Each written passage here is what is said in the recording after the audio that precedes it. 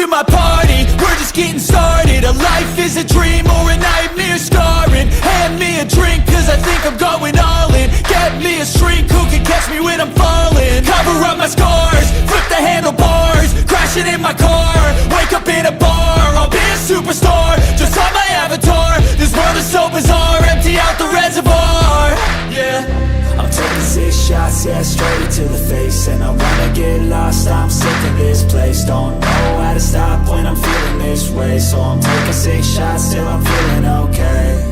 I think I'm going crazy, don't think I'll get home safe. So I'm taking 6 shots, all straight to the face. I'm taking 6 shots, are you coming with me?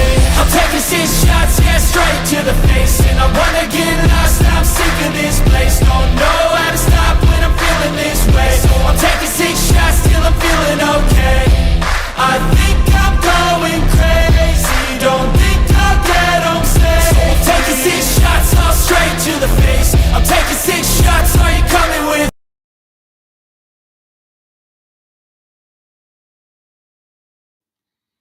And welcome everyone to the Man Cave. My name is Paul Knapp, and yours isn't. I was challenged tonight by my friend Stacy.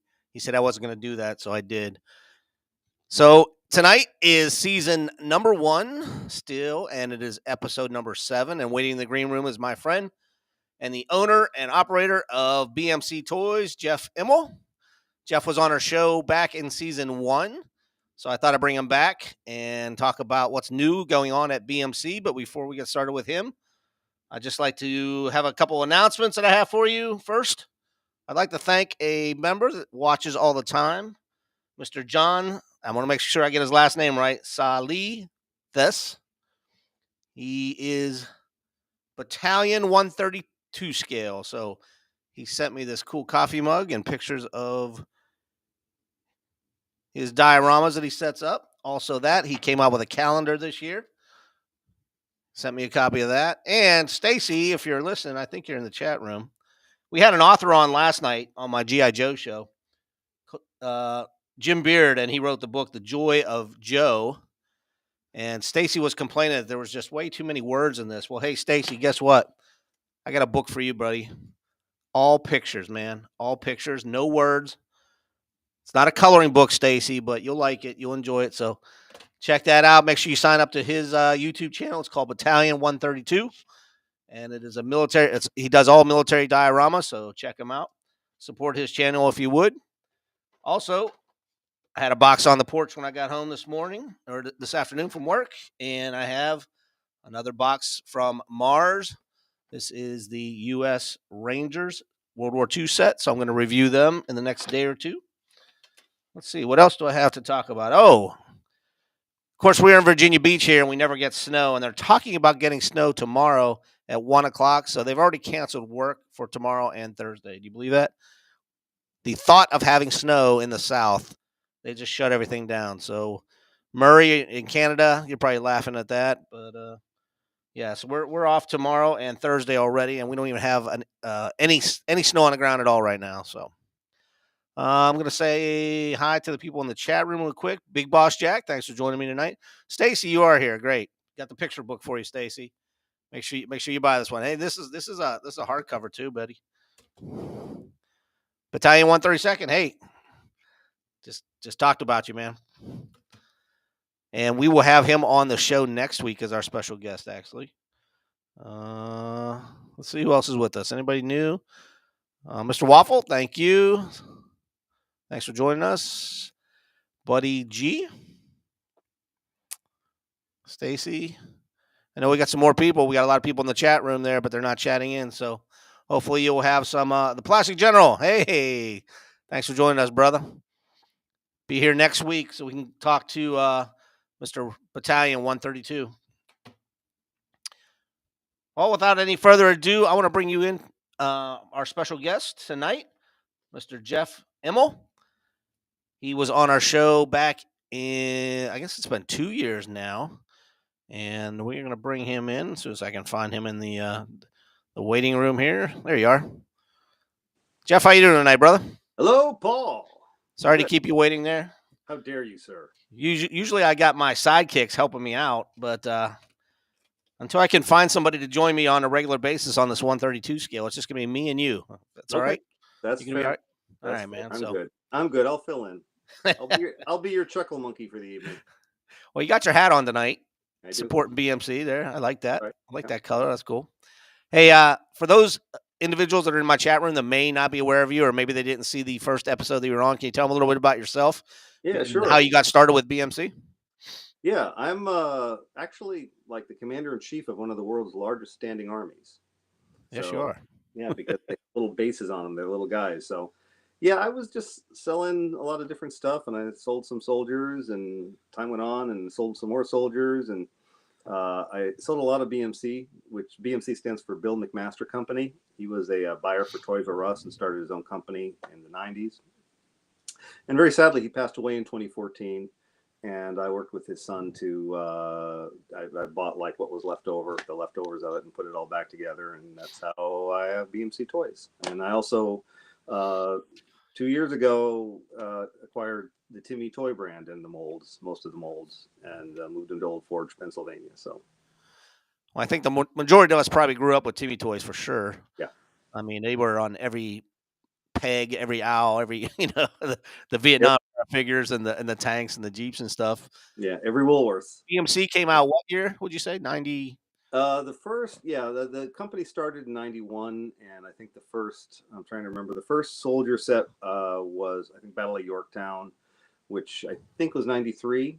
And he came out with like a set every year. They did 4 sets and then lost access to all the molds. And then started again with the D-Day set and the Iwo Jima set and the San Juan Hill set and some other little things here and there. And then that's kind of where we're at today. And I know you got access to majority of that stuff. You said there's still some pieces that you don't. Americana has the houses or something from Gettysburg set, or Yeah, anything from the first 4 sets, anything pre 1997 or so, is all those molds. Bill lost access to. The owner of the factory in China passed away, and he owned the molds. Those deals that were common back then. And so then Bill had to start from scratch. And so everything from 98 forward, we were able to locate, and some of them were missing for a while, but we found them and restored them. So like the San Juan Hill set was lost for a while. And then some of them have been, there's been new versions of some of those earlier molds were done. And I'm actually working on a Yorktown revival. That's the molds are done. I'm just behind on the artwork for the packaging. So we've done the accessories and some of the figures that we're missing and the redoubt. So here's the new. This is a reproduction of the original redoubt. It's very close to the original. Some slight differences because I wanted to make it match the classic Toy Soldiers redoubt. That's a Marx reproduction. So I'm kind of integrating all these odd little pieces a little bit. But we didn't change much. Just made the texture so that if you put them next to each other, they match. They're the same material and color and everything. So neat. One of the things about this style of toy, this realistic style, is the mixing and matching. So you can take things from two manufacturers, and because they're done in that realistic artistic style, you would never know they were never made at the same, but they never had the same origin and were even made decades apart. So anyway, that's cool. Well, where would you like to start off with? Like I said, I got some of the pictures that I pulled off your website, but I'd really like to talk about what you started to talk about backstage about that one piece from Timmy, if you could. Oh, yeah, plastic, sure. Yeah, because I know a lot of the guys, like you said, collected the older stuff, and if there's any older guys watching there, they'll remember this piece, I'm sure. Yeah, the Timmy toy brand goes back to the 50s, and then they got purchased by Process Plastic Company. They had kind of partnered on very early on in the 50s, and that was a mainstay toy brand up until 2000 and 2005. When that company, they had merged. It was one of the last American toy companies to really kind of last and fold, and it went to Jody Keener, who owns a few different companies, but that would have been under J. Lloyd International. He got all those, and he still has a lot of those molds, and he was producing those up for me up in Michigan. I tracked him down after Process Plastic folded, and I got some of the some items through a liquidator, and I was like, these are really cool. And so I found out who got them. And after a couple of years of begging, I got him to produce the soldiers again. and bring back the Timmy Toy brand. And we ran them up in Michigan until he closed that factory down for a variety of reasons. Just, he has a lot going on, and there was COVID issues, and a lot of this stuff was, and there was a big real estate boom, industrial real estate boom in Michigan. So I did purchase the Timmy Toy brand and all the Army Tent Men molds and moved them to Old Forge, Pennsylvania. So that's was done 2.5 years ago, something like that. And as part of that, I just had a list of molds that he had, and I had to take a certain amount of them, and anything that had tank in it, I took, and anything that had plane in it, I took. And even if I didn't know exactly what it was. And one of them was a very early processed plastic mold, the Staghound armored car. And this is a test shot of that mold. Fairly recent. Let me bring you up even bigger here so people can see that. We'll bring that in. This is the That is Staghound, cool. and this is the first Timmy Toy military vehicle that was ever made. And it was produced by Processed Plastic, and Processed Plastic made it in styrene. So it was hard plastic, the models, and that version of it would have had a little machine gun that was like glued on there. And you can't, and then Timmy Toy version of it, they produced a version for Timmy Toy to go with their army men, with their soldiers, in polyethylene. And so that's what this is. This is high density polyethylene, which is what most of the Timmy Toy vehicles are. And so that version didn't have the little machine gun on the front because you really can't glue this stuff. And so this mold showed up, and it was and it's these molds. It was about try and get both hands in. So yay big, like bread box size. Yeah. And had keep hand painted in yellow lettering on each side of it. So at some point, somebody knew this, and this hasn't been produced since maybe the 60s. I forget when the last time it was produced. It was pretty much replaced by the patent tank that everybody knows. That's kind of when they did away with it. So probably 64, I would guess, somewhere around there. Yeah. It hasn't been produced since. And so somebody at some point in the factory thought that this was, worth keeping. And so nobody ever scrapped it or got rid of it. And so we had it.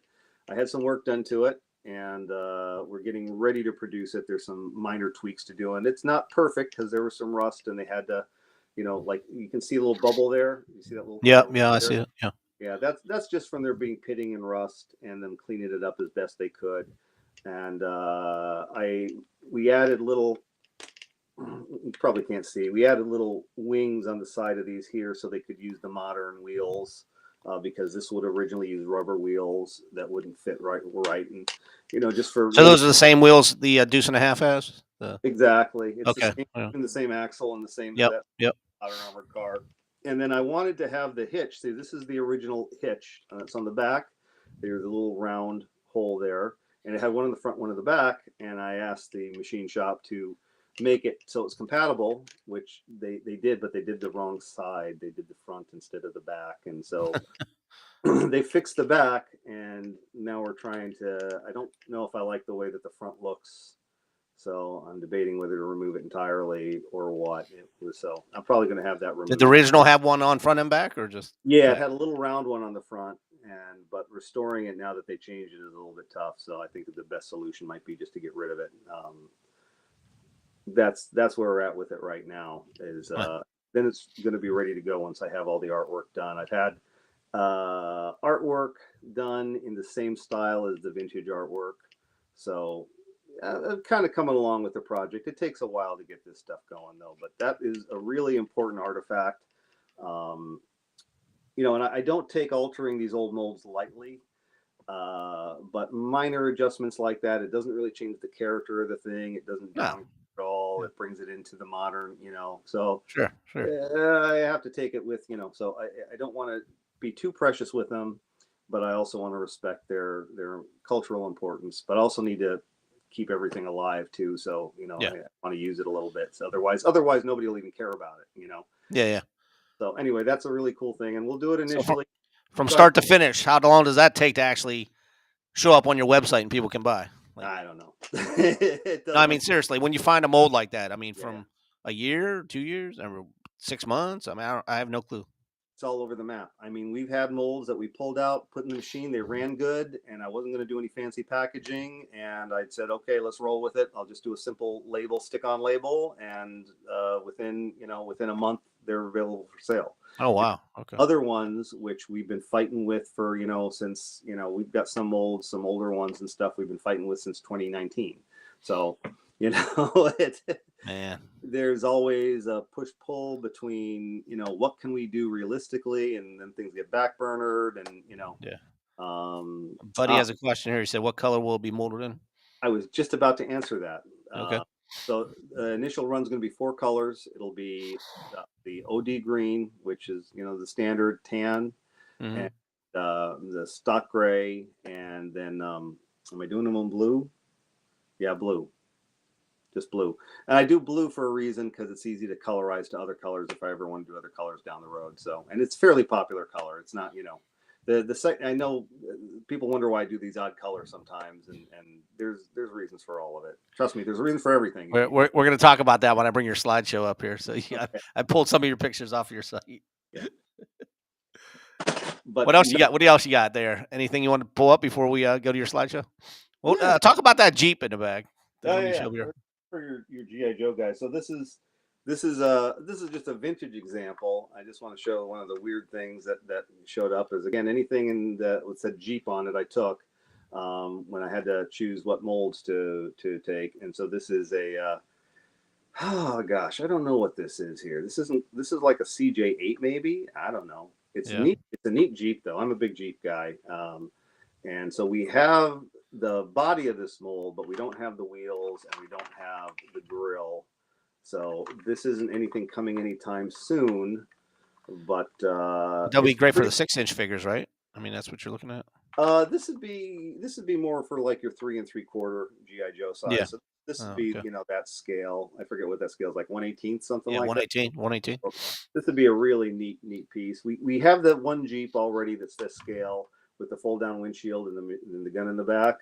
But it doesn't have, one nice thing about this one is you probably can't see it. Can I see it here? This actually has like openings under the dash, so you could actually stick their legs through, which would be nice.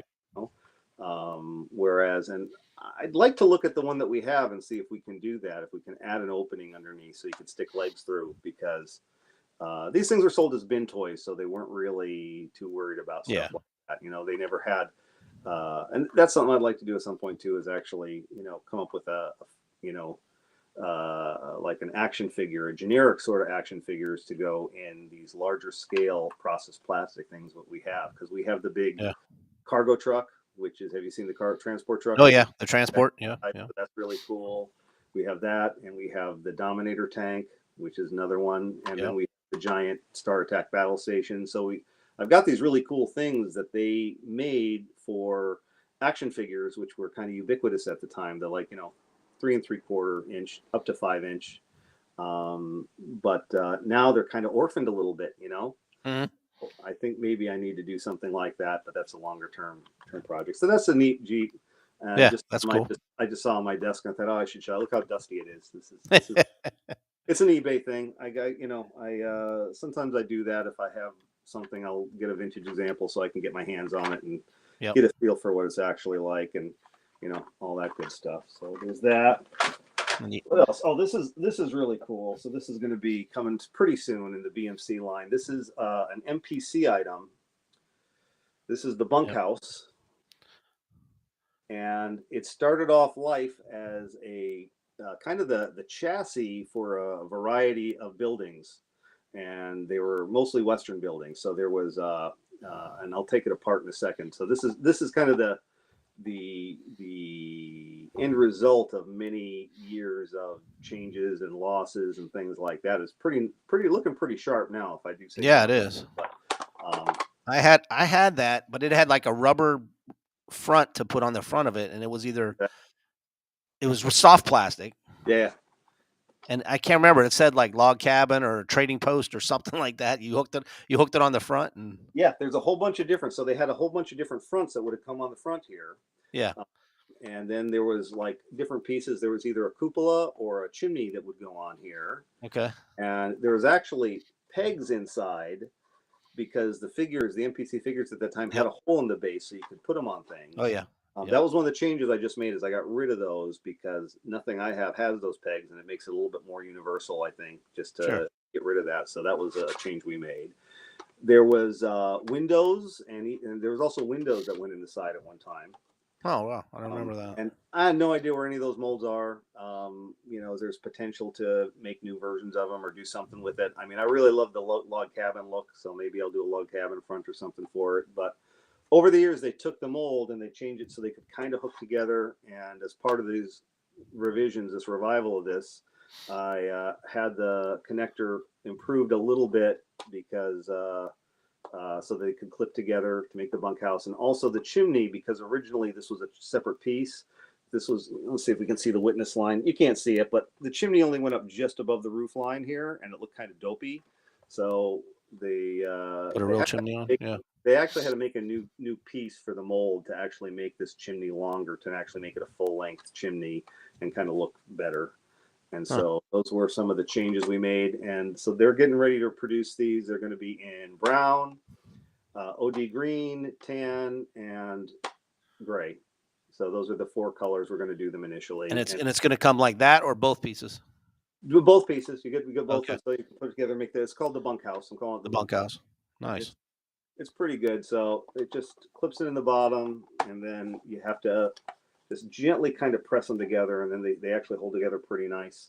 You could do, if you wanted to customize, you could actually cut these out and make a pretty cool covered bridge with a little cupola. I'm actually wondering if there was a Marks Toys, a Lewis Marks, they made there's the Kentucky stable mold, which we have in Pennsylvania, and I can't find my sample anywhere, but I'm only wondering if the cupola will fit on that. That'd be pretty neat, wouldn't it? Yeah, that'd be kind of cool, huh? They have a cupola with a weather vane. There's a couple different weather vanes, so I don't know. That's something. Again, I'm a mess, so I don't know where all my samples are. So there's that. I'll talk about. Should we talk about Yorktown? Yorktown set. So, yep. I'm currently working on a Yorktown set right now myself, but go ahead. Okay. You can steal my thunder. Go ahead. All right. I'm a little ways off. I'm behind schedule, like often. Everyone gets frustrated with me. I'm doing my best, people. I swear. I'm trying hard. All right. So one of the first, I think it was the first BMC Toys soldier set was the Yorktown set. And that mold was lost. Those molds were lost to BMC a long time ago. Bill had a new one made for some of the figures, and he took George Washington, made a new standing George Washington figure. George Washington had always been a mounted figure in that set, with a big white horse, oversized as well. It was very large. And anyway, they're still popular. You know, the Revolutionary War, kind of second for me below World War II stuff. So I've been working on Yorktown Revival. And it's not completely faithful to the original set because I felt it could be improved upon. So one of the first pieces, the big piece that was in there that was cool was this redoubt piece, and it came with 4 of them. Yep. So this is got some gabions, right, in there, and some barrels and stuff, and we reproduced the original pretty faithfully, and we're being really careful to maintain the size, because when we don't have original masters or anything, we have to work off samples, old production samples, and it's very easy to lose size when you reproduce things like that. So we're being very careful to, like this here was scanned in and then scaled up slightly, and then enhanced where any door detail was lost, so that way they could make a good, accurate reproduction. We made some slight changes to the texture because I have the classic Toy Soldiers reproduction of the Marks redoubt, like kind of like a semicircular one. And I like all these things to work together as much as possible. So we actually worked on the texture here to kind of make it blend in, so you can use them together. No, that looks exactly like the other one. Even the color looks like the Marks. This is a color that was picked out by this is called sandalwood, a dark sandalwood color that was picked out by Bill Murphy a long time ago. And so because that's who I got a lot of the molds from, the Marks molds and the other thing, the MPC molds from were of Matt Murphy's dad. Matt Murphy has Hobby Bunker, and so that's where I got that color from. It was a good color, so I kept it and I use it. Now, So, is that soft plastic or more of a hard, brittle plastic? no, this one here is ABS, so it's a fairly hard plastic. And one nice thing about this is the old BMC one, I think, was probably polyethylene HDPE or Yep. polypropylene. It's polypropylene, whereas this is ABS because that's what the classic Toy Soldiers readout is. So this will be a little bit easier to paint if you want to paint. Yep. Which is nice. Yeah, I noticed that. I was trying to paint one of those old Gettysburg houses, and it was the original was soft, and I was like, shit, everything I put on that kept, the minute you touch it, or it flakes or peels off. And yeah, people ask me for painting tips on that. But then I bought one of your new BMC houses, the French farmhouse. That's a little bit harder plastic, dude. That turned out awesome, man. So yeah, that was one of the first things I did. It was that soft plastic, and it was very warpy and stuff. Put it together, so I decided to. That was one of the spend some money on that, and so we revised the walls a lot, and we went from the original polyethylene HDP or polypropylene. It was probably polypropylene. Forgive me. We went to ABS for the walls, and we added some reinforcements on the back, and so made it a much sturdier piece. The roof and the floor are still polypropylene. We didn't change those. We made some minor alterations to make them fit better and just make it more of a thing. I'd like to do with that, because I don't know if you know this trick or not, but if you have two of those houses, you can take the mostly complete walls and put them together and have an almost complete house. And then you can put the wrecked walls together and have a really ruined house. So you can actually have 3 different levels of destruction with two of those, yeah. And so I was thinking it'd be cool and not too bad to do is to do a complete roof and a little bit more of a complete floor, so you have an intact version of it. Sure. Because that's a popular item. Oh yeah. And that item, the origin of that item is very much just Bill was working on the D-Day set. He's on a deadline. Yep. And they had all the pieces and everything, and it was like it's missing something. And I forget, somebody suggested it needed an objective. You need a centerpiece for it, something for, and so that's where the farmhouse came from. They just needed something to kind of round out that set, like as an objective for the set, like a focal for it.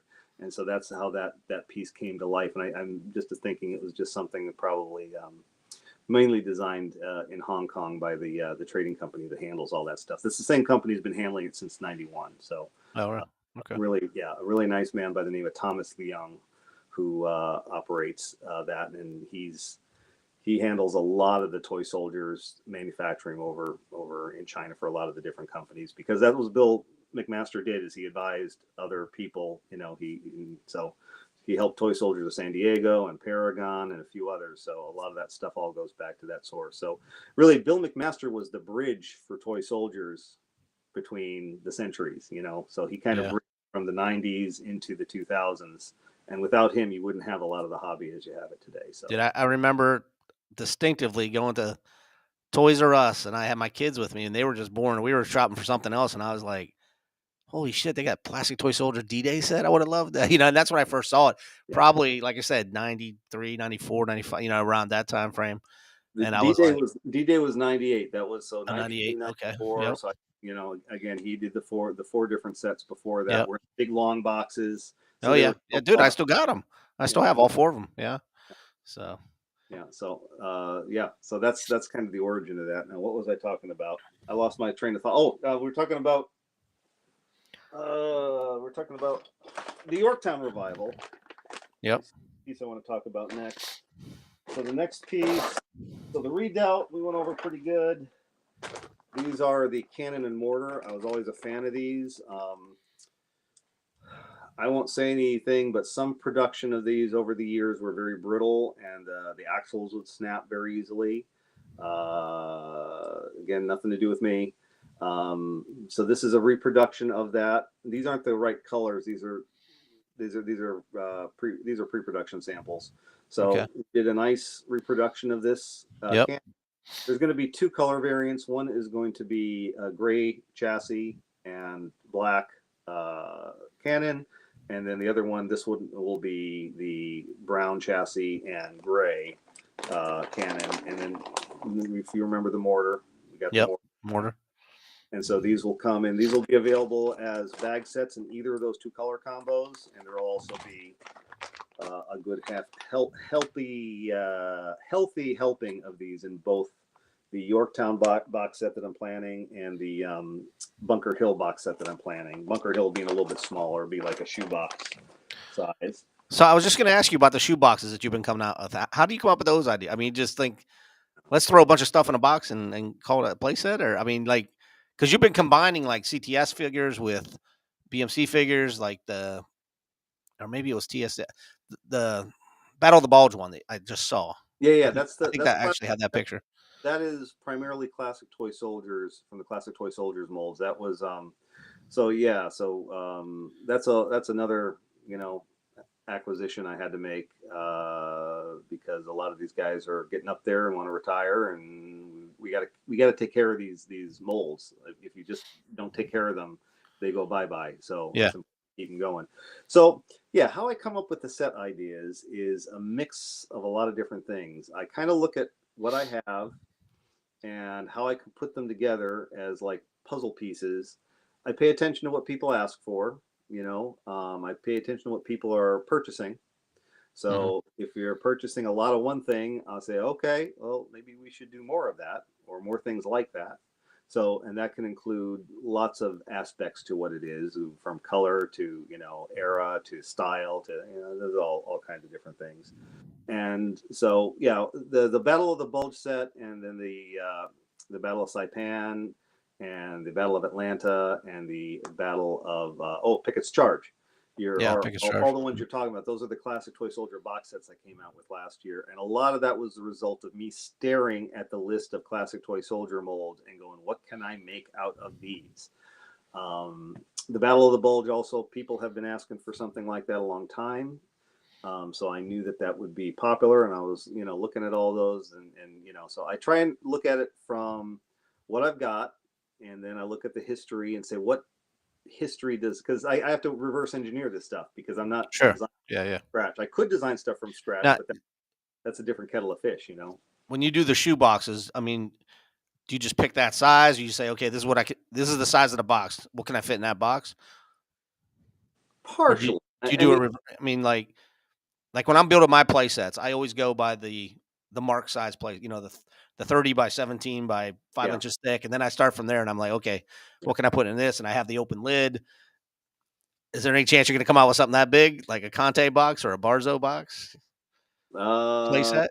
What am I working on right now? I mean, right now I'm trying to think. I think we figured out the box size for Yorktown, and I think I try and stick with, like, when I relaunched the BMC Toys line, I realized that the boxes that Bill had used were designed to be really big and impressive and on the shelf. Yeah. And that's when freight didn't cost so much for volume. They didn't care if the volume was all weight. And so I knew from selling that stuff that I could shrink down a D-Day set into a little tiny box compared to the big box, and it was way cheaper to ship.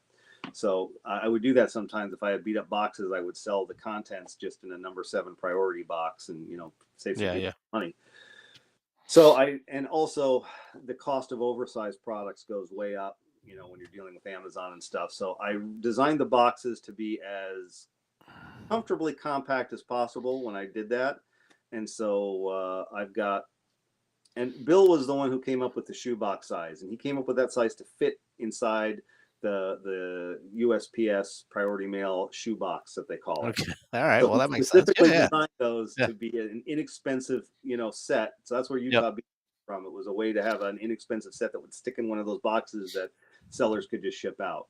And he had actually one time considered to do he looked at doing an Iwo Jima version of it, but it never really came to fruition. So I revisited the shoebox size. I like that size a lot.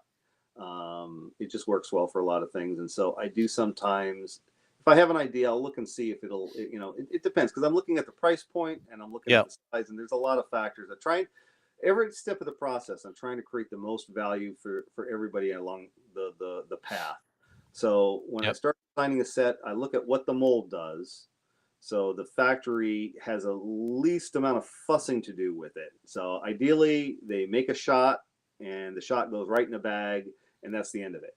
If they have to start moving stuff around and trimming, and it gets, that you lose some value there for everybody. So I try and work with the shot as it is, as it's born, as much as I can, and then I work every step of the process and try and put as much value in there so that the consumer gets the most value that I can give them out of that. And That makes sense. without, and so I'll look at things sometimes. I'll go look at, you know what, maybe it doesn't make sense to anybody that I'd throw this extra piece in, but it doesn't cost me anything extra to do it. Like the savings is so negligible, it wouldn't change the price. Yeah. And so I try not to be stingy about stuff. And so sometimes there'll be things in there, you're like, why is that in there? I don't even want that in there. And it's because it was just, it's a freebie basically. Yeah. Sometimes the math on these things will blow your mind. Like you can have two things. You can have, you can have 8 figures, and then you can have 24 figures, and the 24 figures cost the same to make as the 8 figures. And you can't tell, like if you held them next to each other, they'd look like, well, what's the difference in this? And it has to do with the amount that was spent on the tool originally that makes it and things like that. So it gets kind of weird. So I'm always trying to maximize the value for everybody and the play value as well. So that's what I look at. And I look at what I've got. And again, I'm trying to put together these weird puzzle pieces that fit the historical facts as much as possible. There sometimes has to be some license, taken.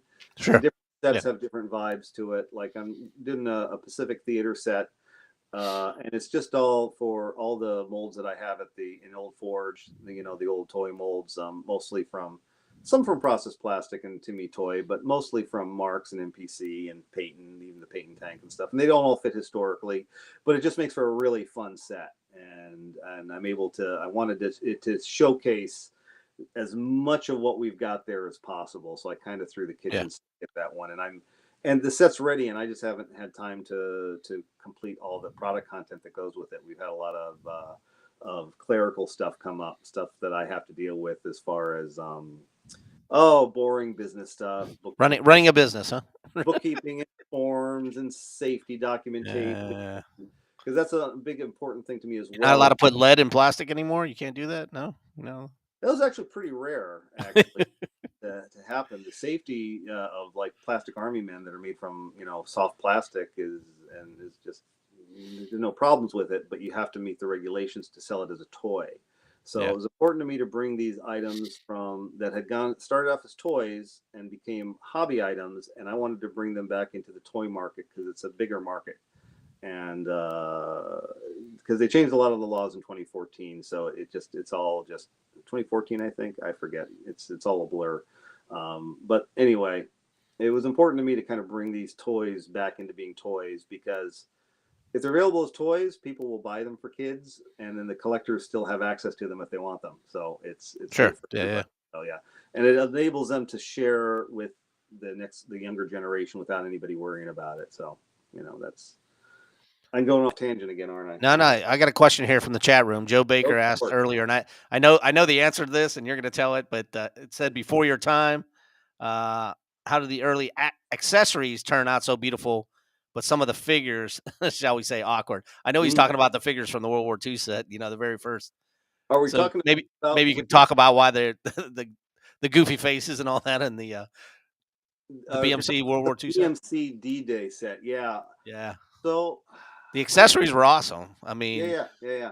And then the figures were so.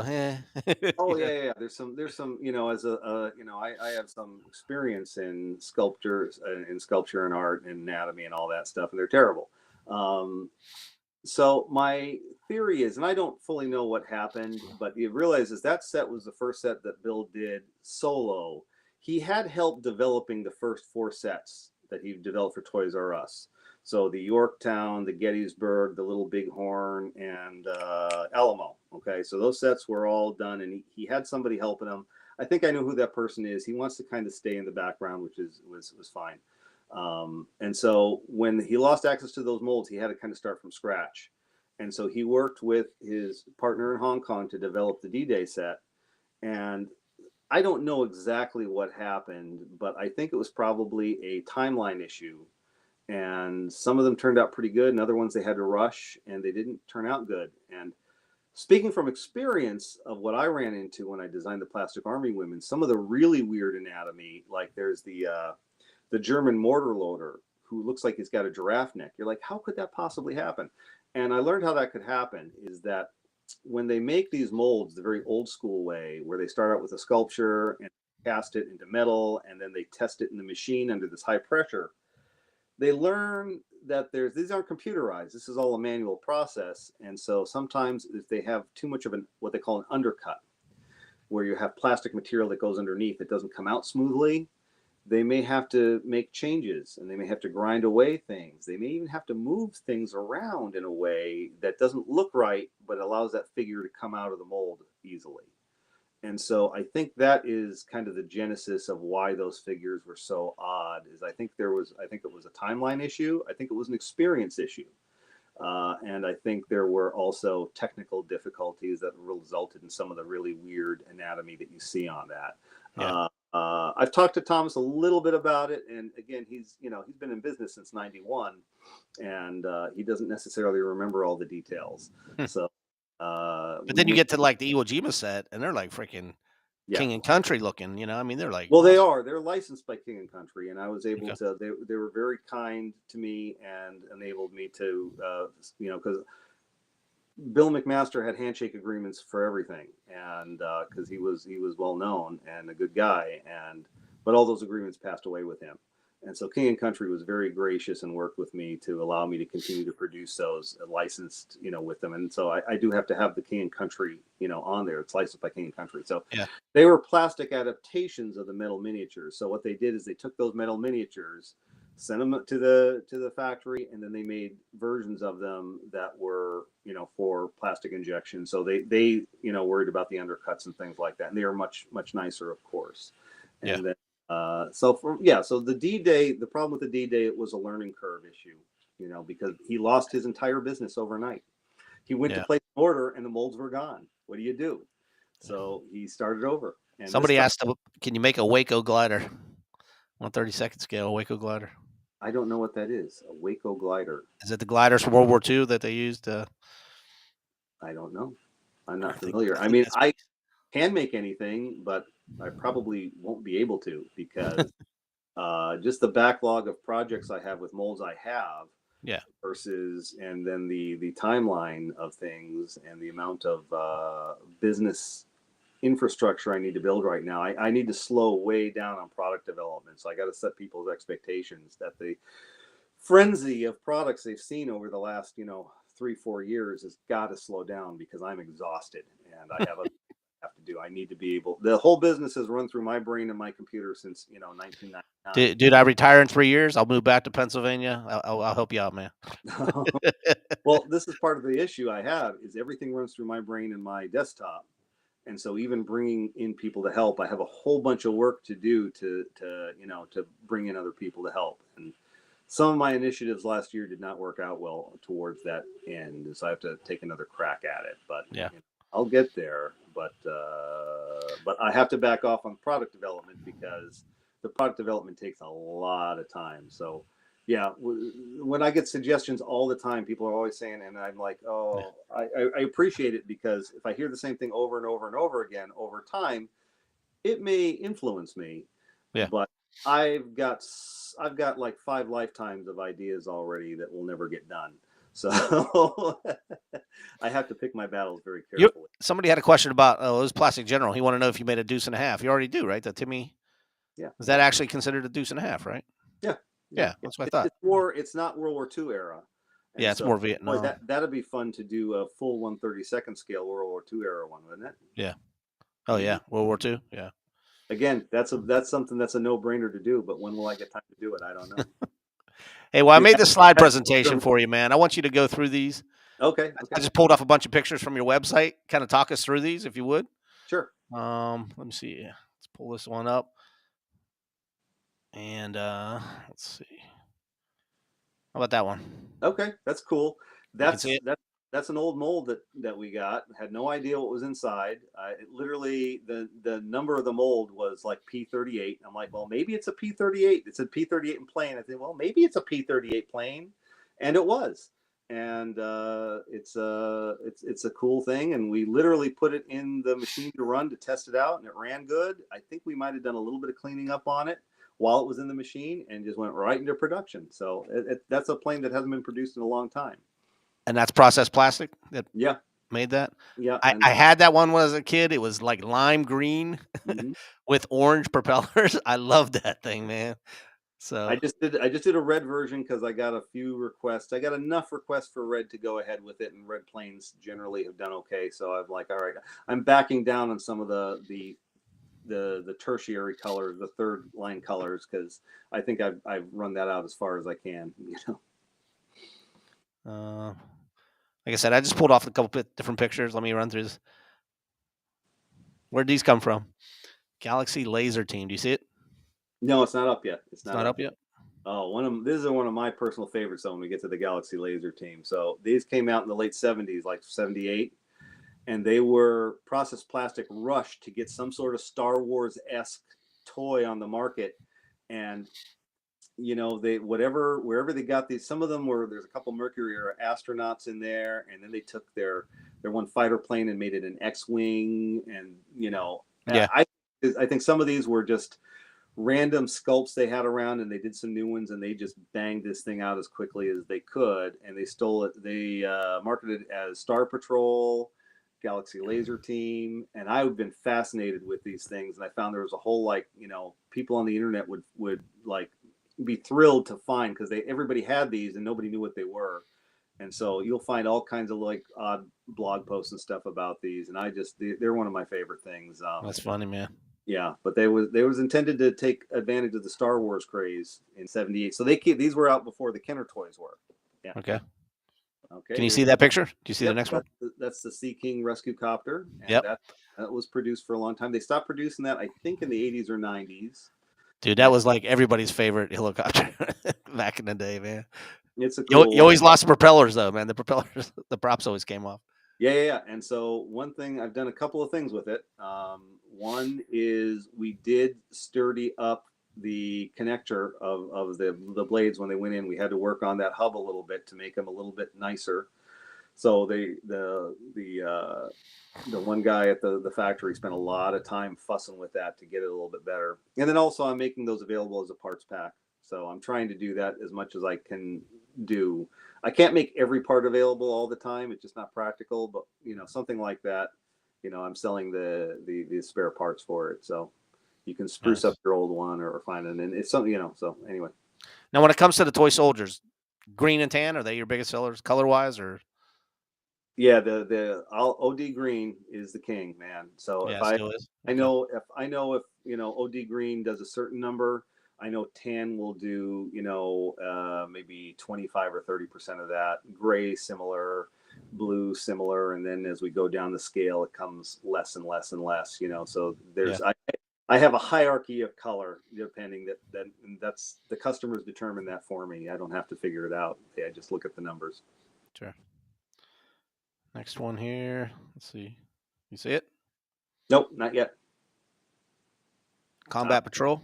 Combat Patrol. Yeah, that's a classic. I love that. Sorry.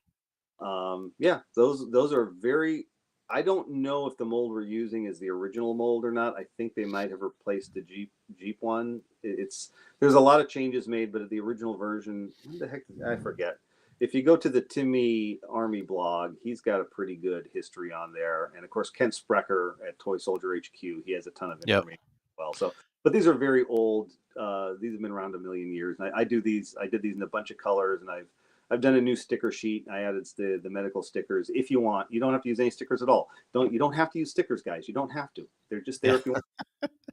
When did they change that hook, though? I remember it being a circle with the truck had the peg on it, and then they went to that. Was that when it went from processed plastics to? No, that was done over time. There was, I think, at least 3 different hitch configurations. Again, the Timmy Army blog has a good history of that.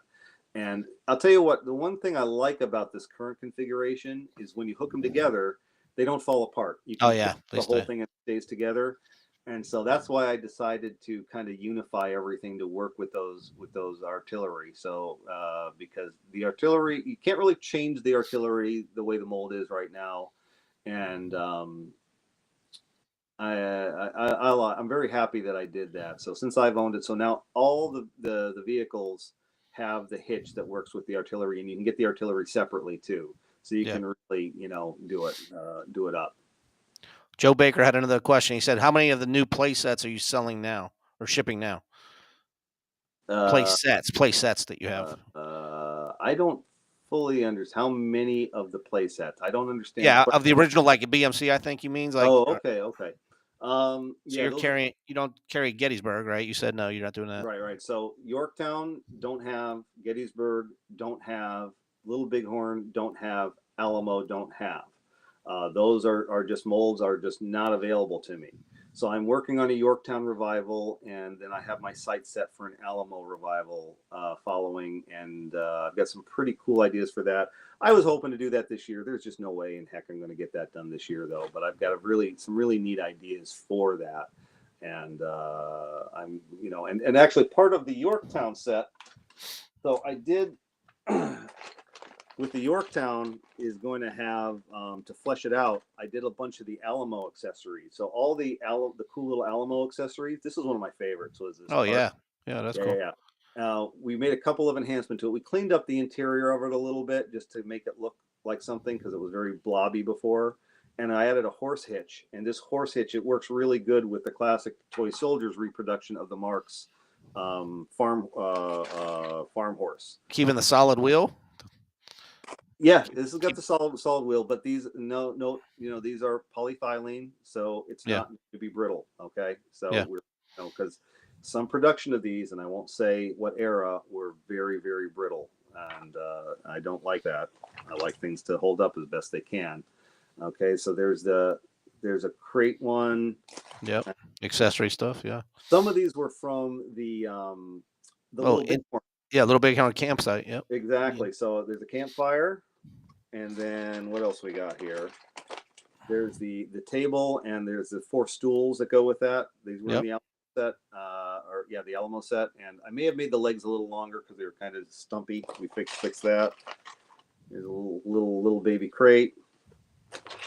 And these will be available as a separate accessory set, so you can get these. But they'll also be included in the Yorktown and set because I thought Those they are were perfect. Yeah, you can use them in any era, really. I mean, seriously. exactly. Yeah. You know me, I love to mix and match. Yep. Well, there's that, and here is actually we worked a lot on this. This is from the Little Bighorn set. This is the cooking pot that goes over the fire. Yep. Yep. So that because again that I just remember seeing some movie where I saw a bunch of Hessians cooking cabbage over fire, and they had one. All right, I like that. I've got a Hessian. All right. Joe clarified what he meant. He said the new ones with classic stuff. What is the size of the production run? Oh, okay. All right. Well, oh gosh. It varies a lot. Everything varies with this stuff. It depends, but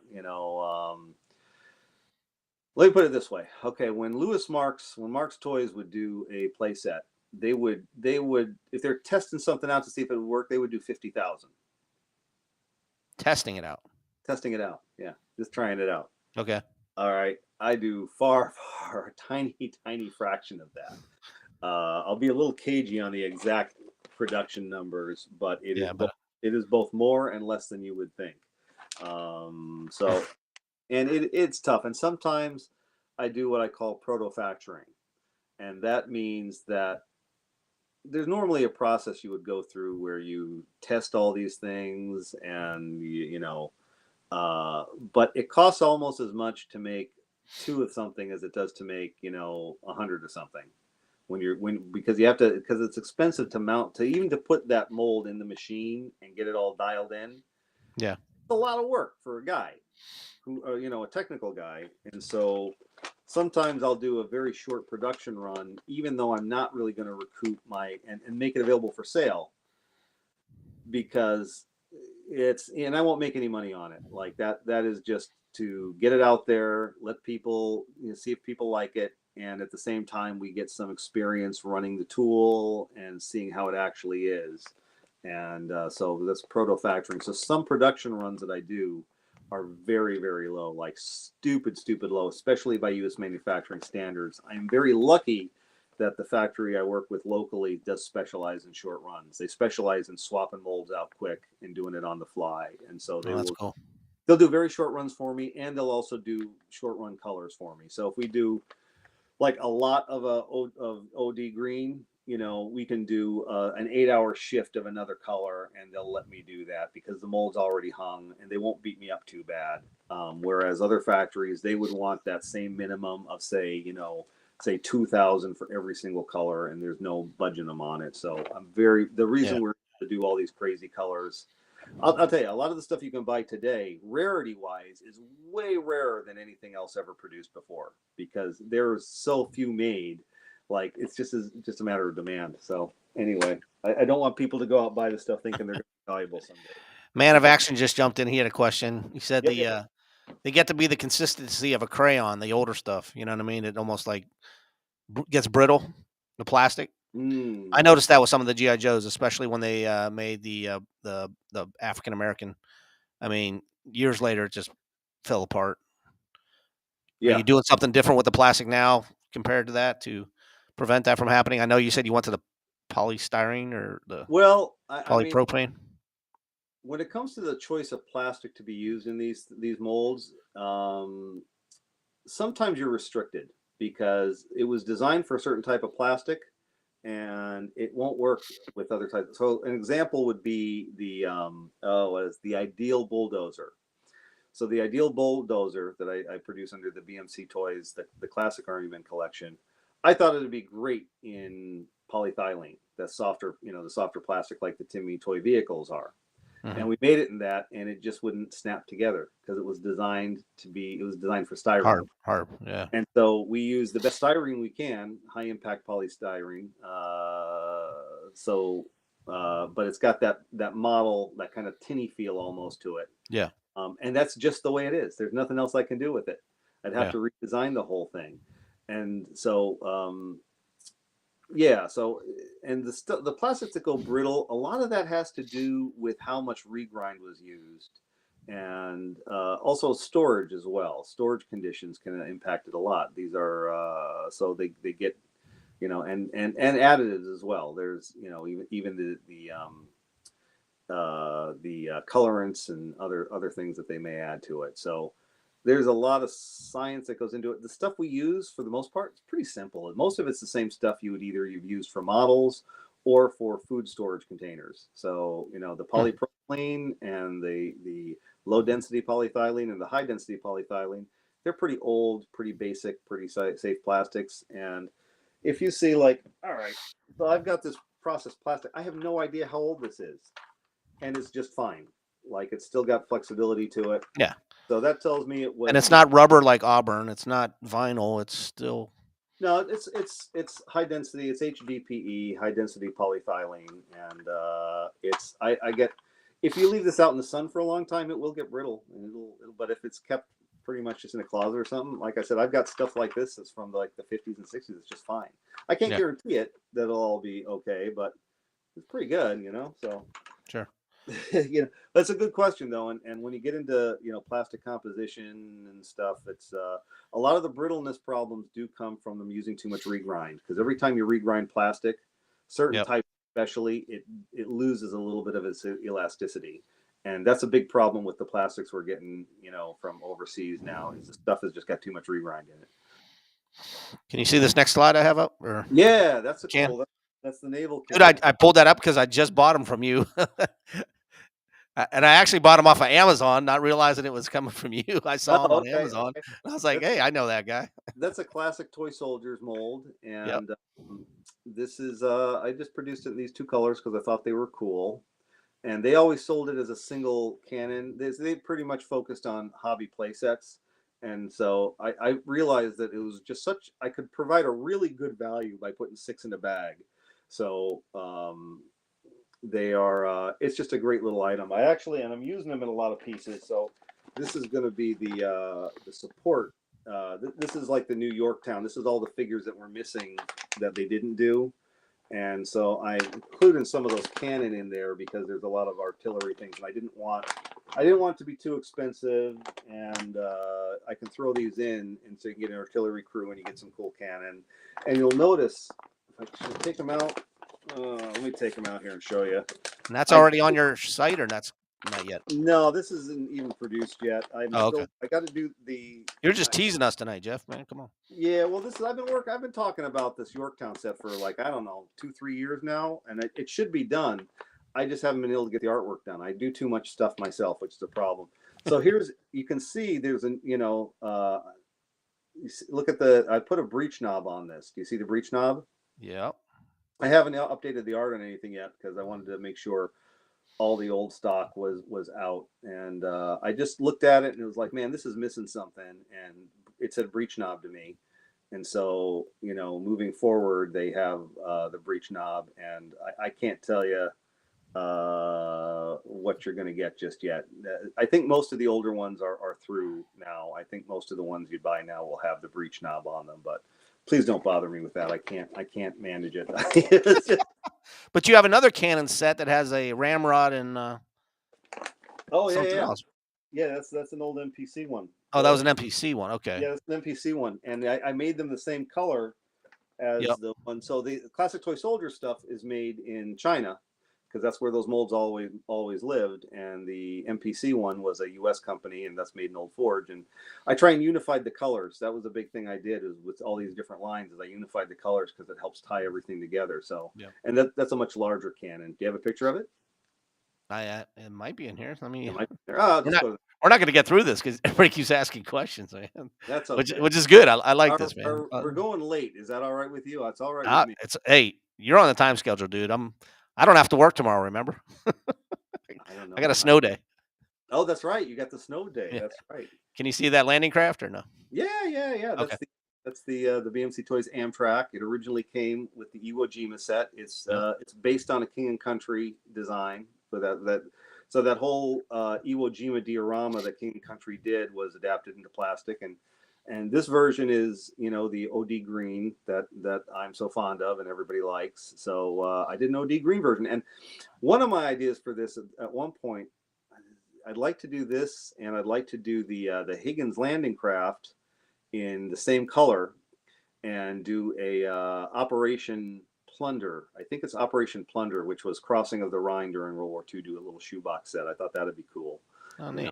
Yeah. But that's a project I want to do is add a Coast Guardsman add-on onto the BMC landing craft, and that's a project that just keeps getting backburnered. Drives me crazy. I'm sorry, everybody. I'm sorry. In World War II, were they actually green? I don't know. Yeah. They painted the Higgins craft. They painted them because for the camouflage aspect for that operation for crossing the Rhine. So. Oh, neat. Yeah. Okay. Yeah, but that's a popular one. And there's the farmhouse. That's the farmhouse. That's the dude. I've seen that people painting them so many different ways, and you think it's a different building, but it's just the way you paint it. You know what I mean? You can. Yeah. It's super versatile. I was telling you this, I believe I told you the story before we went on, is the reason this farmhouse exists is kind of just accidental. So everyone, complains about the figures in the D-Day set, but the set was basically finished, but also on a timeline, and somebody said it was missing something. It was missing an objective.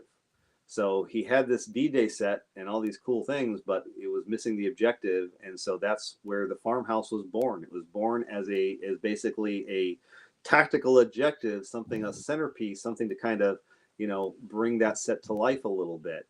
And that's how that building was born. It was a last minute addition to the D-Day set. And when I tried to relaunch BMC, I did relaunch BMC. I had them work on this a lot to make it a lot more, to clean this up a bit, because originally it was done in polypropylene and it would tend to be very warpy. The walls would warp a lot. I get a lot of complaints about that when I fold it. And so we went back into it and we added reinforcements. They called them parting lines to the inside of it. And then also we changed the material to ABS plastic, which also makes the walls easier to paint. And then we did some adjustments to the floor to make it fit together. And I was telling you a trick somebody shared with me is that if you take those two walls that are mostly intact, if you have two of these buildings, you can make an almost complete intact building by using the two intact walls with each other. So you got, and then you can have a really wrecked building. And so you can have an almost complete building with those. And I thought it would be fun actually to take it a step further and actually make an almost an intact version of this. So you could have a really good building. But again, that's another project that's in my head that has not progressed beyond that yet because I have too many things to do for one person. So one more question from the chat room. CTS Toys, CTS Toys. Any chance of making the Stug? Will return? No. There's always a chance. The factory the molds are currently lost, and they may have been lost in a move like from one of the factory moves, probably from 3 or 4 years ago. So I actually have the factory is supposed to go through any molds. We're not sure what they are from the Classic Toy Soldiers haul and figure out what is in there, because there's some we just don't even know what's inside. So there's a tiny chance they'll show up, but probably not. So making new molds is possible, but again, that's it's a project that I don't have on my docket just yet. It'd be cool. I'd love to do it, but I'd love to do a lot. So again, I'm just the issue is that I'm one person who fulfills the functions of a traditional toy company that would be handled by like 5 departments with multiple people, and that's crazy. I don't know why I do that. Can you see this next one or no? Yeah. That's I really like that. I pulled this up simply because of the color, dude. What's going on here, man? Well, those are Mark's Marines, right? Yeah. So there's I'm trying to think. There's 4 different molds in that bag, which is kind of, I wish I hadn't done that. It's kind of a pain in the neck for the factory, especially with all the colors. So this may not ever get produced again in this color. The oddball colors, it's really a generational thing. So guys like my age and your age and older, they want the natural colors, the army green, the tan, the gray. Sure. But as you get later in the generations, and Army Men is much about video games and things like that, stop motion. There's huge communities and people who make stop motion videos, and it's the different colors of different armies, and there's mythologies behind them and everything.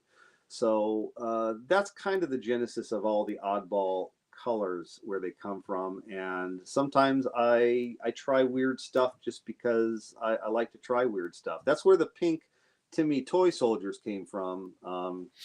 It was both a throwback to what Processed Plastic did in the early 70s, where they did them in bright colors. And also I was selling some soldiers that came in and they're supposed to be tan, and they were very pink tan. And I'm like, oh, well, how am I going to sell these? They're pink. And so I sold them as pink tan, and they sold really well. And so I'm like, So I kind of put those things together, and I begged Michigan to make them in pink, and they didn't want to, and they charged me extra to do them. And anyway, there was enough of a market for them for a variety of reasons.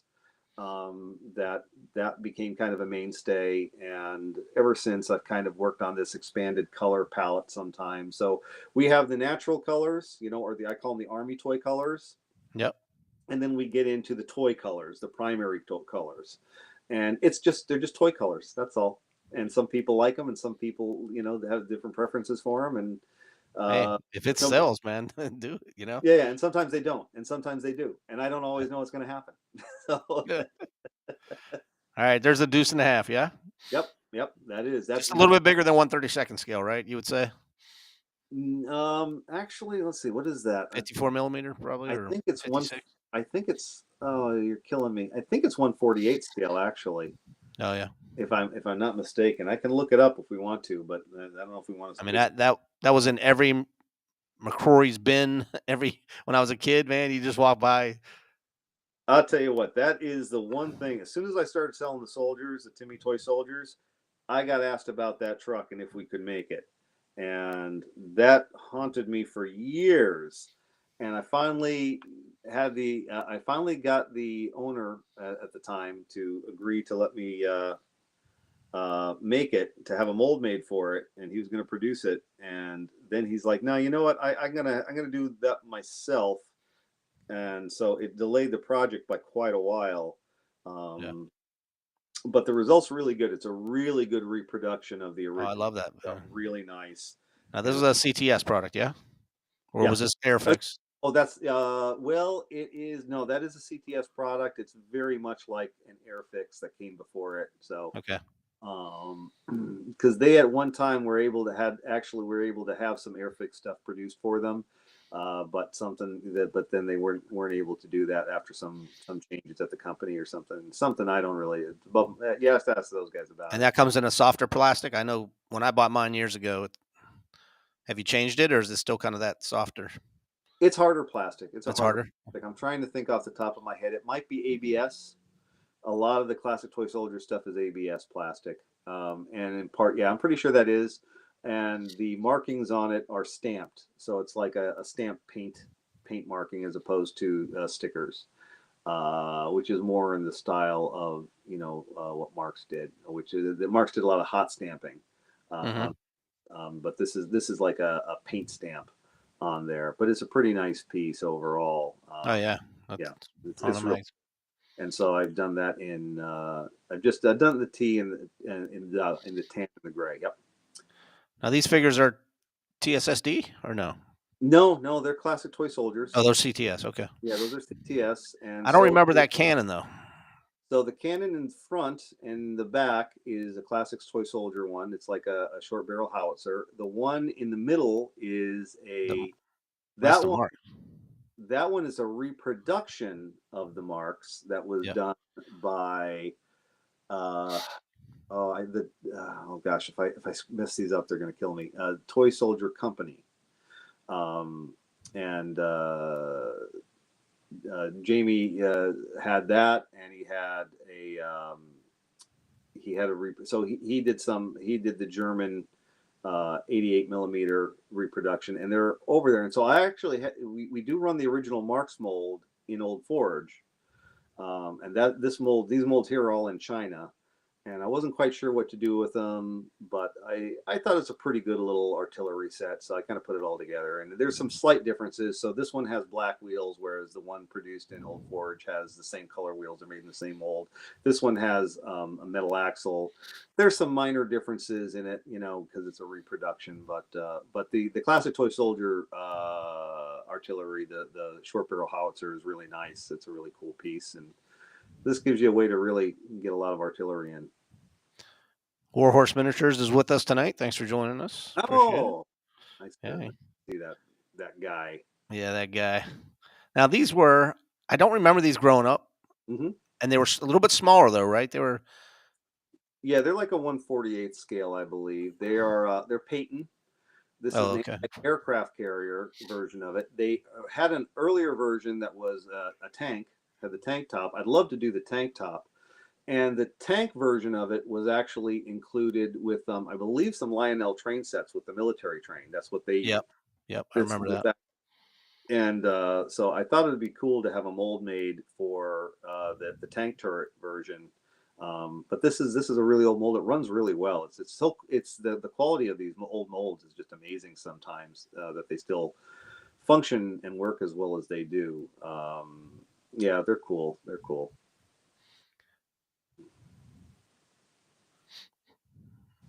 Let's see what's next here. I just like that you did these in different colors, man. I mean, Yeah, I would never thought of that, And I was like, oh wow, now you can do a fall set. You could do yeah. a winter scene, something like that. Don't have to worry about painting all the trees and. Yeah. I mean, that's part of when I look at this stuff. I think, is there anything different I can do with this? And so that was an idea that I had. And of course, I do these in a more of a regular, just green color. So don't freak out. You can get them in the color you like. Yeah. But yeah, this was the an autumn version of it, and these are classic toy soldiers. Some of them are The red tree there is Mark's reproduction. The dead tree is a Mark's reproduction, and then the other two trees, I believe, are original to them. They did their own versions, I think. Oh man, I might be losing my mind on this stuff, but yeah, yeah. I thought it was kind of a cool thing, just something different to do, and it's a color variant essentially Sure. I mean, of the yeah. forest. Thanks for the compliment. I appreciate that. I'm always thinking of if I can do anything. Now, this is a new guy. This is a new guy here. That's cool, isn't it? Is it? So, Yeah, man. yeah, that was happy. Again, that was another mold. I wasn't sure If you what. could only make it as big as a C-130, man, Yeah, it'd be that's real cool. that's the B29, and the only thing I had, the only description I had was the mold number was B29 and airplane. I'm like, maybe it's the B29 airplane. I don't know. So they opened it up, and it was, and some alterations were made to this over the years. It originally would have had, I think it would have had a clear cockpit on it or something. I think they made some changes to the windshield of it at some point. I think that's the big change that was made. But the mold didn't need too much work, and we were able to get it back into production pretty quickly. So I thought that was cool. And How would you say that scales with the Marks planes, the smaller planes that they made? I mean, is it a good fit? Or do you think it's still big or smaller? I don't know. I mean, the scale of that stuff is so all over the map, and I don't Yeah. have the scale in my head at the moment. It's But I mean, you could buy these in silver the way they came. You could buy it in green, tan. yeah, Yeah, yeah. you This have. is. I didn't do the P38 in red yet. I did this one in red because we actually this one's way more popular than the P38. So forgive me. I didn't do the P38 in red yet. I did it in but so this one here is you got OD green, tan, silver, it's stainless steel is the color, but it's like a silver gray. I like it a little better than just the silver. It's a little cooler looking, and then the blue, and then red. So you've got that in 5 colors, and it's been pretty popular. So I'm happy to bring back. It hasn't been produced in a long And time. that was processed plastic. Made this, Timmy. Yeah, processed plastic. Yep. Yeah. Wow. It was a cool find. Very happy that both those planes were able to come out of the mothballs and be back into production as toys. Now you got a Marks building, right, in the back with the bulldozer. I don't. You're pulling up a photo. Oh yeah, yeah. It says Army Corps of Engineers. Yeah. Got the bulldozer and the. Yeah, so that's a kind of a weird pairing because I had a couple of orphan items. Really, again, I'm trying to provide as much value as I can. It costs a certain amount just to sell the item, just to stock it and sell it. So I try and include, try and make the best value. So that bulldozer was ideal originally. The seated figure is a Mark's seated Marine. It does come with a little farmer figure because that's originally it's a like a bulldozer from a farm or a. Yep, I remember that. Yeah. The building is Mark's, and originally would have had a rat trap, a little spring mechanism, and when you could fire at it and it would explode. And anyway, I haven't figured out, and there is somebody who makes reproduction spring mechanisms for it. But I haven't gotten around to coming up with something that'll pass the safety testing, even for that simple aspect of it, of just the thing. I think you probably could. I just haven't developed it yet. So I put these two together because it kind of made sense to me that you can knock down that building with the bulldozer and clear the way for an airfield. So that's kind of my thinking on that. Yeah, definitely, man. Yeah. Oh, that's and awesome. Notice in the sticker set, I did some, I did a really nice Army Corps of Engineers sticker, but there's also a 200 that goes over the building if you want to, and that's in honor of Mark's Toys headquarters, which was on 200 on Madison Avenue, I believe. So that's a little nod to Lewis Marks, and there's a Kilroy was here sticker in there. So I try and do cool things with the stickers when I can. Okay, I wasn't familiar with these two pieces. Yeah, that's the same piece. It's just two different views of it. It comes in a 2-bag, and I believe it was designed to come in bucket sets. The processed plastic, they sold a lot of bucket sets. In fact, the Bucket O Soldiers from Toy Story was inspired by the processed plastic Timmy toy Bucket O Soldiers. And so they had certain accessories that were designed to fit in that 1.1 gallon bucket, and that's one of them. It's a little road thing with a branch across it. And because we had those, I ran them, and wanted to use them. It turns out they're really hard to run these in short runs because the way the molds are, these are designed to run at high speed. They're called hot runner molds. And so, yeah, it's kind of a nightmare for the factory to make these unless we're doing huge quantities. So this was a proto factoring exercise. You can get some and these are in, I believe they're either Polypro or HDPE, so they're not going to be great to paint, just so you know. Yeah. But it's just a cool little thing, and I included one of them in the Pacific Theater set I'm working on, and I don't know what else to do with them. This is a Classics Toy Soldier set.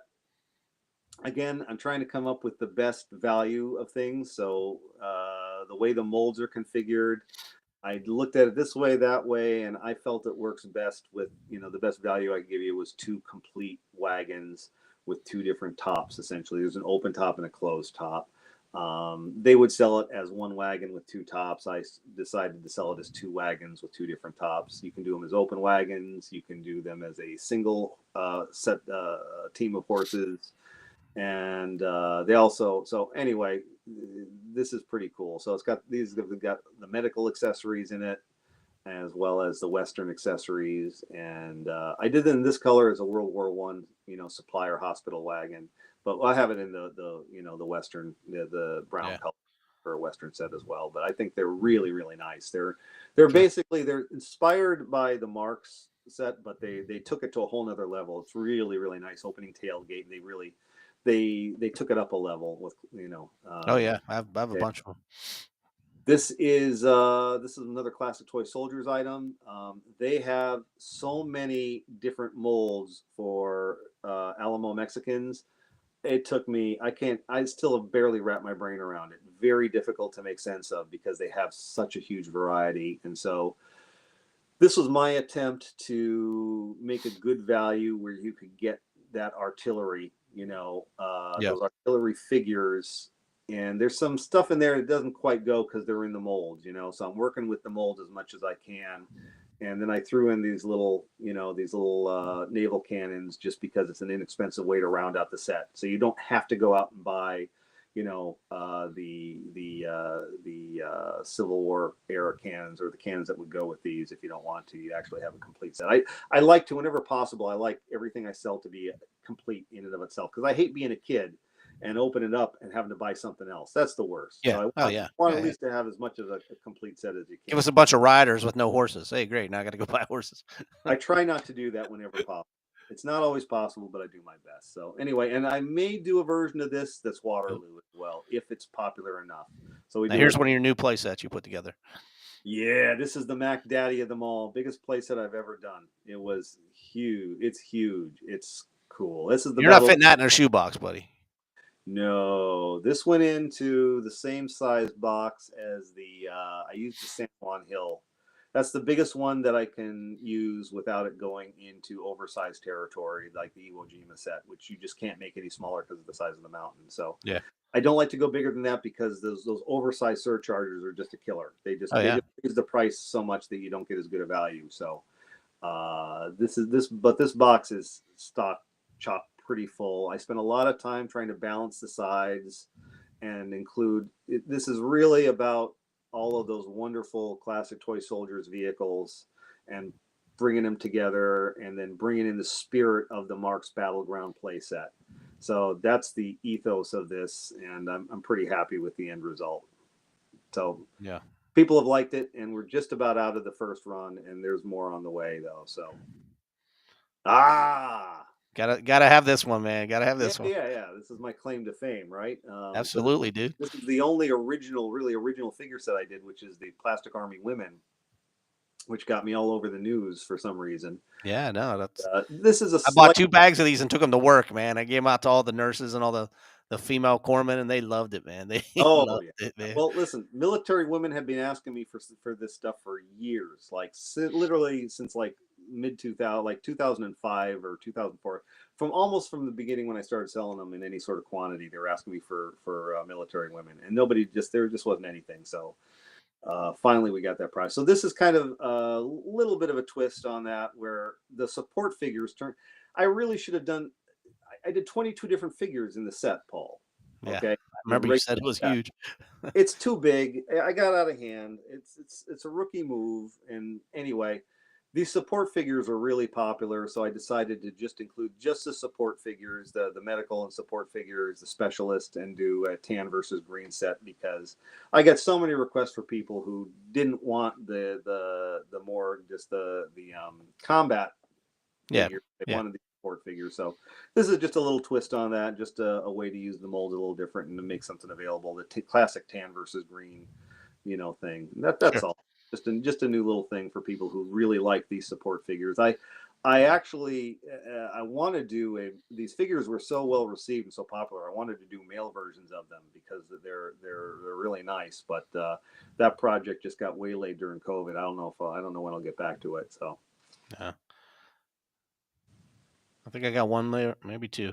Oh, the reason I pulled this up, we were talking the other night Ah, that there's not enough civilians, man. And I was like, he's got a civilian package. I mean, you could use this for any era. I mean, oh yeah. guys on a flight line or, things like that. Yeah. These are the processed plastic race team and pit crew, and Yeah. so there's so they included these for ages and ages and with race cars, NASCAR Yep. stuff, and so there's media guys, so there's a camera guy and a sound guy, and then there's a flagman, and then all the different mechanics. And I thought, you know what? So I did them in red. And again, this is exactly one shot from the mold. So these molds are really big. Wow. And in today's world, you can't pay somebody there to sort these things out and have any sort of value. In the old days, they would just mix them all up in a big bin and weigh them out. So you might not get all the figures. You just get what you get. Yeah. You get what you get. You would have a good chance of getting all the figures, but not always. And in the internet age, I need to make sure that every package is consistent as much as possible. And if it isn't, I hear about it and I take care of it. Don't get me wrong, but it does happen. But so this is the contents of the mold as it comes out. So there's only one color because this is what makes sense. But anyway, I did them red, white, and blue, which is what they were always made in. And they're kind of good for military. They're kind of good for military stuff. So I did them in the OD green, tan, and gray. That's it. And so now you can have them, you can use them. And one guy customized them and he put like helmets on them. They look really cool on some of them. So there's some possibilities there. And I also we have this mold too. This is the processed plastic. The construction workers, guys. The pipeline. They're bigger scale. These are like 70 millimeter. So I do have this mold, and we actually have a lot of them in this color that were molded. I don't know what I'm going to do with them. Actually, I have these construction vehicles that I was going to do, and I'll bring them back in like a yellow and black, I think, maybe, or maybe a yellow and gray. And then I'll also do like the Army colors because they're a good Army Corps of Engineer. There's that. Oh yeah, definitely, man. There's the bulldozer, and there's a good dump truck. Yeah. So these are really nice they're a little smaller scale, but they'd still make really good Army toys. And I also have the other dump truck I have a bigger version of that side cab one. We have this mold. I don't know if we'll do it, but it'd make a good. It might be. I don't know. I don't know what I'm going to do, Paul. I got too much stuff to work on. You know? I think I got one more picture for you, and then I'll let you go, man, because I know I'm keeping you up late, man. Those meds are going to be kicking in pretty soon, but got to finish with this one, bro. To the radiator, so I'm not. Dude, I remember when this was at Walmart, man. I bought like 2 or 3 of them back in the day, and just had to have it, man. That is the Mac Daddy of all plastic Army men accessories, isn't it? Yep. But like a 2-foot wingspan, 2 feet long, the Hercules AC-130 gunship. It started off as the cargo ship, the C-130, and they changed the mold to add the guns to make it cooler. And it has been an odyssey to get this thing back into production. Let me tell you, sir, it was not easy at all because anyway, it takes a very large machine to make this. I bet, man. Yeah.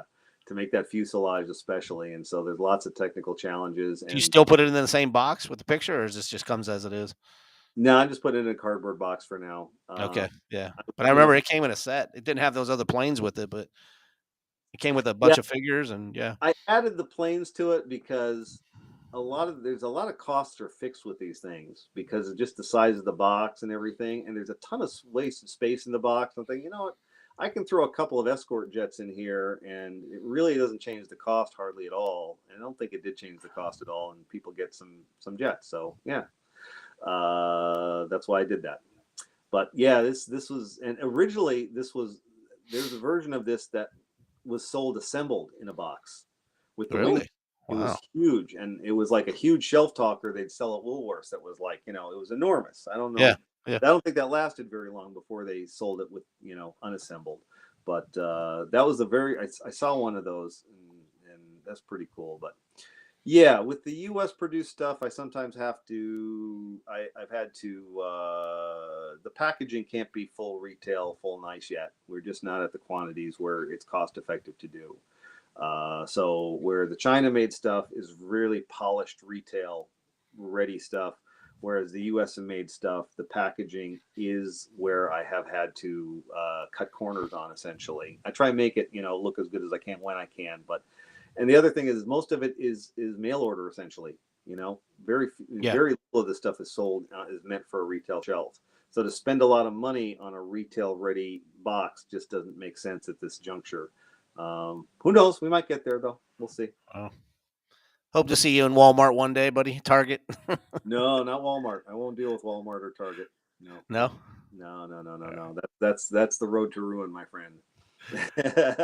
I'm gonna bring you up big one more time, brother, if you would, and tell people where they can find you. And sure.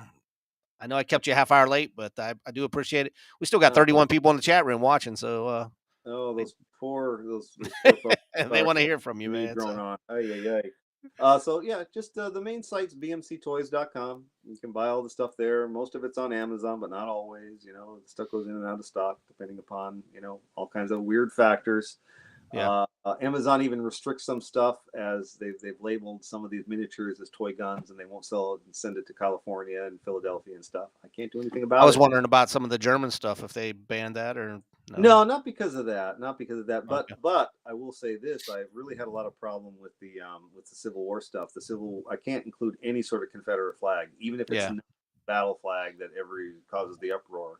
So I went to a flag of surrender in the new ones because I gave up, because I can't do it. It's all the marketplaces have bans on Confederate flag merchandise, and they don't care about the historical context of anything. So I tried it. I tried including I think it was the first or second national flag in a accessory set, and it just got banned everywhere. I can't sell it.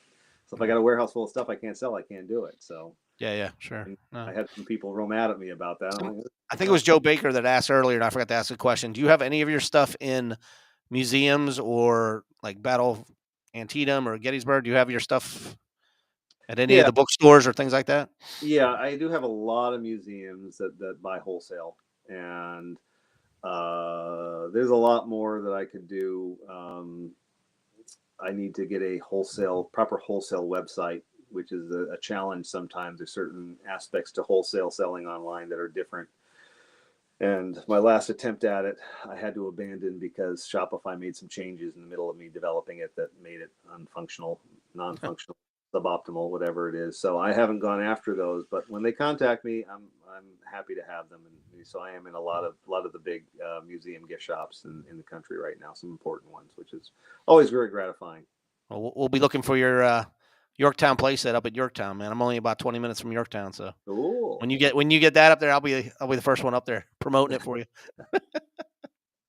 Hey, I want to thank you for your time tonight. Thank you everybody in the chat room. Don't forget, every Tuesday, Toy Soldier Tuesday. We want to keep this thing rolling. So, Jeff, once again, thanks, and you're always welcome back, man. So, you get some new stuff on the market, bring it to us. Let us show it off for you. I don't know. There's always stuff coming. I don't know what I'm doing. I don't know when it's coming. This is done when it's done. Hey, thanks again, brother. I appreciate your time, man. Thanks, Paul. I greatly appreciate it. Have a good week.